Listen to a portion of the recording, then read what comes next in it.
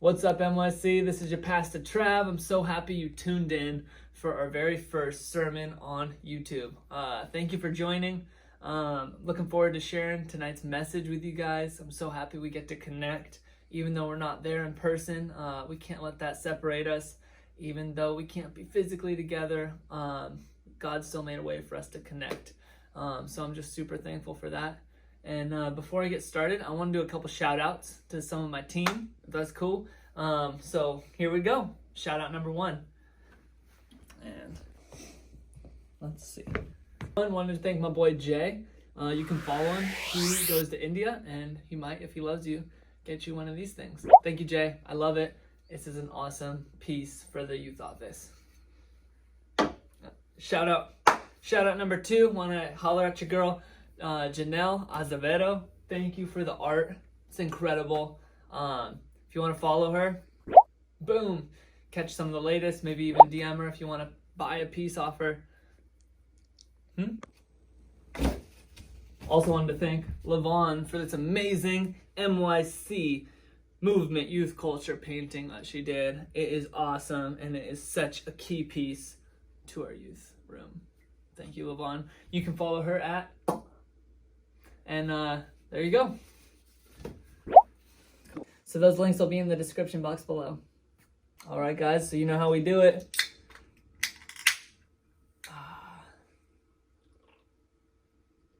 So let's begin. So I wanted to continue in our message that we've been going through. I know last week was a little bit of a shift, but I wanted to continue in this message series. If you guys can remember with me, we've been talking about personal revival and how that we're starting to get to the point of where that leads to kind of corporate breakthrough, corporate revival. And I want to continue in that series for tonight. So, personal revival turns into corporate revival. How when you say yes to Jesus, how when you hone in and guard your own heart, how that actually opens up the whole world to being blessed and being impacted and becoming a better place. So let's dive straight into that. I'm going to start with prayer. Jesus, help. Amen. Backtrack to the first message of the year, where we planned out, where we both, as a youth group, as a youth pastor, we went in and just asked God, hey, what are you saying about this year? What are you going to do this year? And, if you can remember the 5 topics I said, kudos to you. But if you don't, this is what it was. I felt like God was highlighting revival, gathering, evangelism, family, and then video. And I feel like we've been in this series of revival for 3 months. I feel like we just can't escape it. We're not ready yet to go to the next sermon, to get to the next point. But I think it's very funny that with things like family and gathering and video, that God kind of shared those things in January.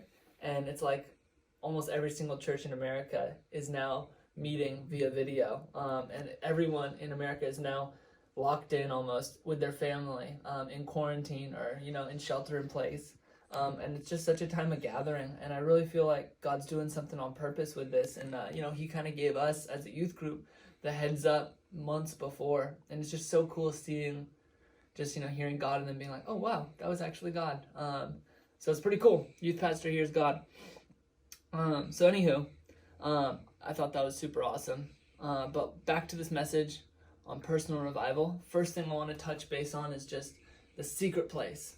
Matthew 6:6, it says, but you, when you pray, this is when Jesus is talking to his disciples. They're asking, hey, God, how can we pray? There's actually a couple verses later we hear, the Our Father who art in heaven, that whole thing. But before that, Jesus says, but you, when you pray in your room, close the door and pray to your Father who sees in secret, and he will reward you openly. And I feel like in this season, we have been kind of cooped up in our own house, and it seems like nothing good can happen. No revival can happen. No signs, wonders, miracles, salvations, this, that, and the other can happen. But actually, sometimes the best things come out of just rest. Sometimes the best things come out of just kind of being. God created us to be human beings, not human doings. And I just want to let you guys know, like, this is an incredible time and opportunity for you guys to jump in and just start diving deeper into God. It's in the seasons like winter seasons when trees aren't bearing much fruit, where it doesn't a lot of stuff doesn't look like it's going on, when actually the roots are going deeper, and that's going to just catapult that tree to just get to the next level. And in this season, just like a tree, we too can have our roots go deeper in God. And I feel like that is the secret place. That is the message of it. And God says, when you seek him in secret, that you will be rewarded openly. This isn't like, all right, I'm going to do something and then nothing's going to happen. I'm going to, I'm going to ... and, God saw, and, I'll get rewarded in heaven. No. Like, this is something you can hold, you can just call God accountable for. He's saying, I'll reward you openly. And I feel like as Christians, sometimes we miss the mark. Sometimes we say like, all right, well, I've been praying and, we'll see God do ... But no. Like, we need to obviously seek God, but we also need to like call God out a little bit on like, hey, remember you said this in your word, God. You said ... that if this would happen, this isn't even my words. This isn't my hopes. This is actually what you said. And there's a time where we actually get to kind of call God to that. And it stirs something in our own faith. It stirs something in our own relationship with God, where we begin seeing, that fruitfulness. We begin seeing those answered prayers. We begin seeing and walking in who God's actually created us to be. And I want to encourage you guys, Matthew 6:6, pray in secret. I know a lot of you guys maybe don't even have your own room. You're sharing a room with your brother or, your baby sister, whatever. But, there's places you can get alone. You can go to the bathroom. I remember when I was a brand new Christian, I still had my family living at the house. And, one of the places I would go is just the bathroom. And it was kind of weird out of me and all my friends. It's like, man, I just feel like I really hear God's voice in the bathroom. I really hear like I really feel his presence. And it's a weird place, whether it's showering or doing your business, but just putting on some music. Now we have the luxury of having phones. And I just want to let you guys know, like, just spend time alone with God. Maybe that means going on a walk. Obviously, it's not shutting the door and locking it, but it is having personal, quality time with God. And, we're never going to have this opportunity again. Well, maybe, God willing, we'll never have this opportunity again where we have this shelter in place. And let's make the most of it, Let's not just become couch potatoes. Obviously, I'm sure a lot of you guys have already been couch potatoes. Does it feel good? No. You end up feeling more groggy. You end up feeling more blah. You end up feeling more not motivated on life. But you know what? When we pursue God, it flips everything. It changes us. It's like putting a fish in water. It's in its natural habitat. And we get to be in that natural habitat when we go deeper with God, when we go to the secret place, and when we come out, we're just ready for that corporate revival.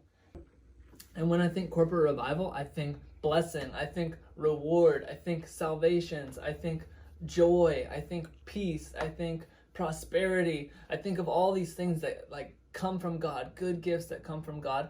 And when we hone in back to Matthew 6:6, God says he will reward us openly. And not just that, I think about just even having confidence. I think about having boldness.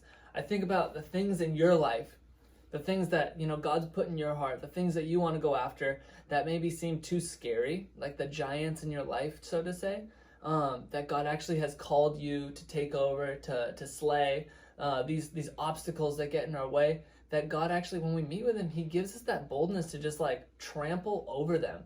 And we're going to look at the story of David. David and Goliath, classic David, King David. But before anything, before he was king, before he slew Goliath, before he cut off Goliath's head, pretty gnarly, he was just a shepherd boy, and he was being faithful in the little. He was guarding his heart. He was worshiping Jesus with the sheep. He was just like having time alone with God. And this is just like what we can do. A lot of you guys are just teenagers or even pre-teenagers. And David in this time was just a pre-teen. And, he had the job of just watching sheep. And right now you guys all have jobs. You have chores. You have schoolwork. Maybe some of you guys are already starting working. But I want to encourage you, be faithful in the little things and just keep pursuing God, because opportunities are going to come that are God-given opportunities. And sometimes those opportunities actually look like obstacles. But when you spend time with God, he's going to give you the boldness. He's going to give you the courage to just not be afraid, for one. And number two, to just actually like conquer those things that get in your way, those family crises, those homework projects, those bullies in school, you name it. God's going to give you the confidence to just take those things over. So back to David. David was a shepherd, And, when he was watching the sheep, certain things would happen. There would be lions that would attack the sheep. There were wolves, there were bears. And David, in secret, without any big show, without anyone watching besides his own sheep, just Jesus and him, he fought these things off. And he wrestled them, he fought them. You can read in the Bible. I'll post up a couple scriptures where that happens. But the victories David had in secret prepared him for the battles he would have in public. It prepared him for the giants he would face in public. So when you're alone and you're doing homework and you're, honing in on getting a good grade in maybe your algebra class or your math class or your English class, when you write that essay for your teacher, that's going to prepare you for maybe a public speaking thing you'll do way down the road. That'll prepare you for something, for a job you're going to do. Like, there's preparation steps that God gives us. And school is not just something to put on the back burner. Obviously for me in my story, I was not a big student, but God is still here and he's still using me. But I want to encourage you, be faithful with what's in front of you. Be faithful with it because it's preparing you for what is coming. David fought, animals, and then he actually fought a supernatural Philistine who had 6 fingers on each hand, that was super tall, that literally everyone in his country was spooked and was in fear and panic mode. But because he honed in on the secret place, because he honed in on Jesus, he wasn't hearing from every worry, he wasn't hearing from every anxiety. And you don't have to hear from those things too. You can just let Jesus be the one who dictates you. He can be the one that calms your heart and just is your peace in the storms. So let Jesus just give you that power to take over those giants. And I know for a lot of you guys, there's certain things that are just right in front of you right now in your very life. And Jesus, just spend some time with him, and I guarantee you, you're going to fight those giants, and you're going to see that promised land, man. You're going to see that next step. You're going to get to the next point of view, to the next part in your life. You're going to get to where God needs to get you. And don't be afraid to fight. Don't be afraid to call on Jesus. Don't be afraid to step into your destiny. So those are some stories from David, but I want to share some personal ones from me, because I know when you have personal, quiet victories, just you and Jesus, it actually gives you boldness to be victorious in front of people. It's hard to step out, maybe give a prophetic word, or maybe pray for someone to get healed when you've never even seen it yourself, when you've never experienced it yourself. And I have a story for you guys, just to kind of give you a little. Travis is a normal person, and this is kind of a process of being a Christian and practicing things, and even just the gifts of the Spirit and stuff like that. But a couple years ago, I went to Bethel, and I had these marks, these kind of bubbles almost on my ankles. I'm a skateboarder, love shredding. Here's a couple pictures of me. So anyway, I roll my ankles quite often. Thank God I haven't recently. But I went to Bethel and I was getting prayer. I was out there, went to the altar. Hey, can you pray for my ankles? I have these bubbles. It's like a fluid filled thing, kind of like the NFL players. They get these things in their knees, and you can actually see them inject or deject. I don't know the word, but they take out the fluid from their knees. So anyway, I had these things going on in my ankles. Excuse me. And I went to get prayer for them because I just had faith for it to happen. I go to the line, we're going to get prayer, and then I look, and they're already gone. It's crazy. It's just the atmosphere at Bethel. And I was like, wow, all right, God healed me. So anyway, weeks later, go home. I'm hanging out, just having some Jesus time, and I look at my ankles, and I realize it came back. And so many times, maybe we prayed for your youth group, and you got healed. Your pain left, your symptoms left. The Twizzler came out of your nose, if that's Nate, But so many times we have a moment with God, and then when we come back home, it's like, it just sucks. The problem's just right there waiting for us. So anyway, this is my story. Came back home, had these marks on my ankle. It looks like a giant right in my way. I had a victory, and now it's like, uh-oh, here's this wall. Okay, God, I guess you're not that good. Okay, God, I guess you didn't heal me. No. That's a giant that God's called you to slay. And that was a giant. That was an opportunity I didn't want to miss. So anywho, what I did was I just put my hands right on the ankle, said, Jesus, right now in your name, just command this thing to go. And then watch and pray. Watch and pray. I'm all watching, I'm praying. Nothing's happening. I spend maybe 5 minutes, something happened to me at Bethel, and I knew God was real. I knew he wanted to heal. And you got to develop this grit in your spiritual life where you just say, you know what? I believe God over my circumstances. I believe his word over everything, full send. So let's just start praying, maybe 5 minutes. I don't know, maybe even 10 minutes. Who knows? But when you're by yourself, you can be a little bit more weird than you can when you're in front of a lot of people. But before my own eyes, maybe after 5 minutes or so of praying, I see these things on my ankles just disappear, like just start shrinking. I command you to shrink in Jesus' name. Shrink now, now, now. And I start going after it, and before my own eyes, not in front of anyone, I see God do a miracle in my own body. Now, when I share this story, what does that make you think of when, when I go outside of my house? Obviously, I'm full of fire. I'm all full of passion. I just saw something crazy. It wasn't because someone prayed for me. It was because I had a moment alone with God. And, no one can take that from you, those personal wins. And obviously, that gave me boldness. And my heart is that when you start doing these things in your own time, at your own houses, it's going to give you boldness to face the giants outside of your own house, to help pray for maybe, one of your parents, or maybe someone at school, or someone along the way that needs help. We're called movement youth culture for a reason, because we believe God's moving. We believe God's moving in our own hearts, and we're called to move with him. So anyway, when I get, out of my own house in my own room, I'm obviously fired up. I'm taking the bus, and I just start praying for strangers, with boldness, because I just saw something crazy happen. If it's going to happen now, why can't it happen 10 minutes from now? Why can't it happen down the road? It kind of prepared me for just having more boldness and more just excitement and expectation for God to do something again. So I want to encourage you guys, while you're in this shelter at home, just start praying for maybe the weirder things, or the things that seem like they're not going to change, because God actually really wants to meet you guys. He's called us all to live a lifestyle of praying. And, I want to encourage you too with this. But Jesus, when he's talking with his disciples, there's a part in there's a part in the Bible where, they're praying for this demon-possessed man, where there's this guy, he's got these infirmities, and the disciples are praying for him. They're trying to get him free of this problem he has, of these spirits, and they can't do it. And Jesus comes up to him and he says, hey, disciples, some of these guys don't come out without prayer and without fasting. Now, we don't talk a lot about prayer and fasting. We talk a lot about miracles and, but, there's an importance when you have credit in the account.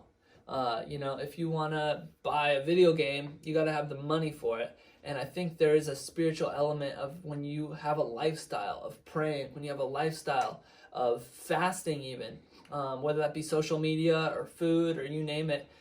When you have this lifestyle, it actually puts kind of credit in your spiritual account for those transactions when you want something to happen, when you are expecting God to heal someone, when you're expecting God to meet someone, that things can change, things can happen.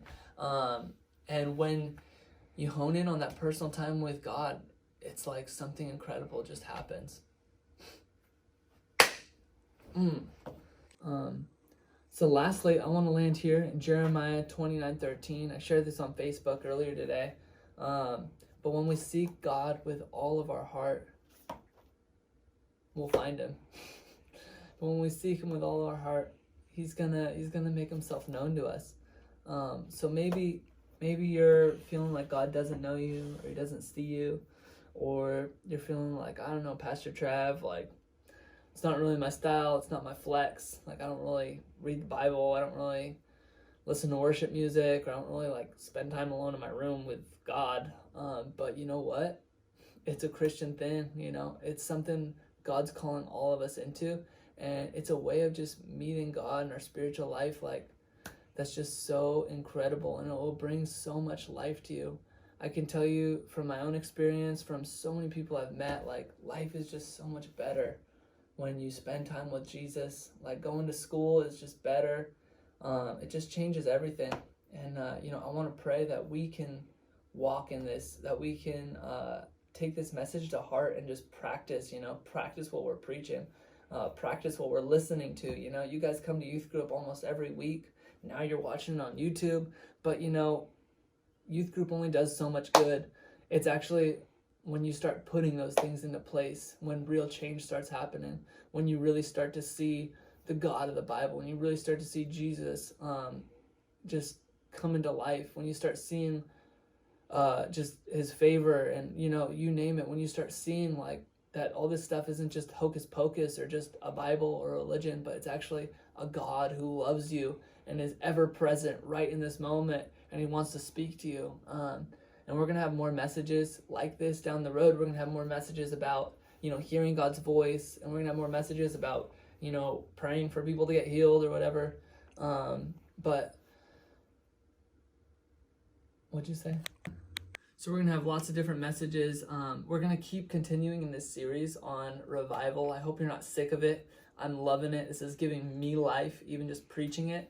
And I want to encourage you guys, just do it, because I literally feel like a hand of God just halting me and saying, I'm not ready to tell these students, I feel like God's saying, hey, I want them to practice this before we can get our youth group to going out in public, to doing all these things. I have a million things in my mind about like filming things in public or just praying for people, and about doing certain events and games and all sorts of things of just getting our youth group more out there.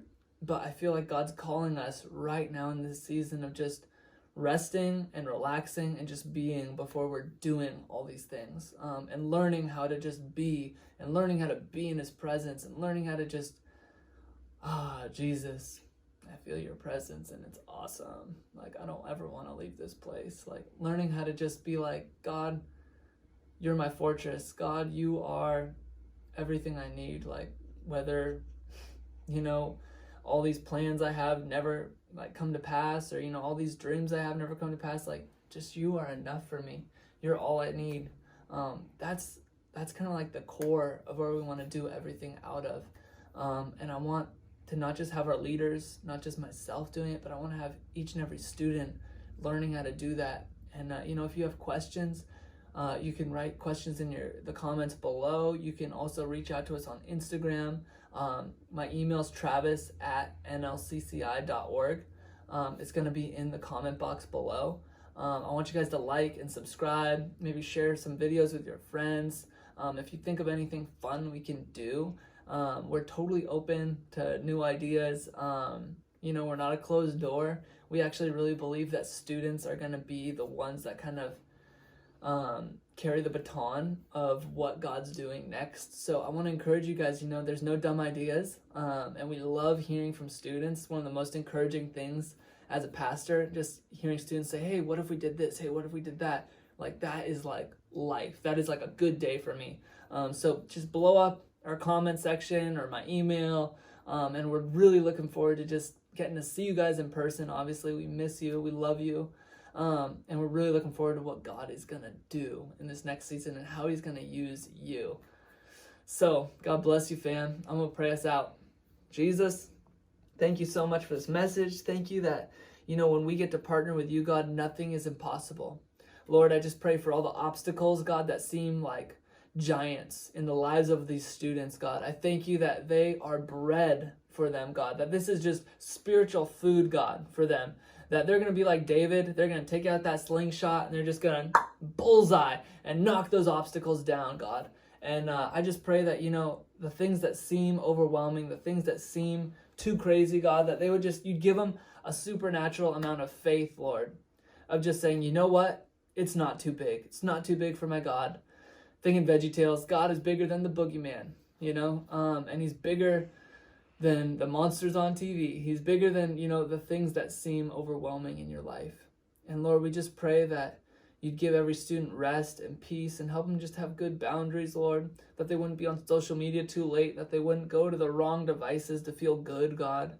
They wouldn't go to drugs, they wouldn't go to porn, they wouldn't go to hooking up with people, they wouldn't go to the things the world is trying to offer them, God. They would just go straight to the source. They go straight to Jesus, straight to life itself. And Lord, I pray that there would be a supernatural encounter And I just pray they'd feel good in your presence. Even tonight after watching this, they just feel good. They'd feel lighter. We just release that in Jesus' name. Release your presence over every student. I pray they'd feel you in a tangible way, God, right now. And it's okay if you want to just put your hands out for a second. That's totally fine. You know, sometimes it feels weird at youth group. But you know, in your own home, this is how it's all done. Lord, just come and visit. Just come and meet us. I feel good. You can stay in this place. We're going to post some songs in the description box below too for things you can listen to. I love you, NYC. I love every single person. And I'm just excited for what God's going to do. And stay tuned. We're going to be having new videos and new Instagram stuff almost daily. So just stay on the lookout. Bye, fam. Like and subscribe, follow, send to a friend. What? And ring that bell. What? And ring that bell.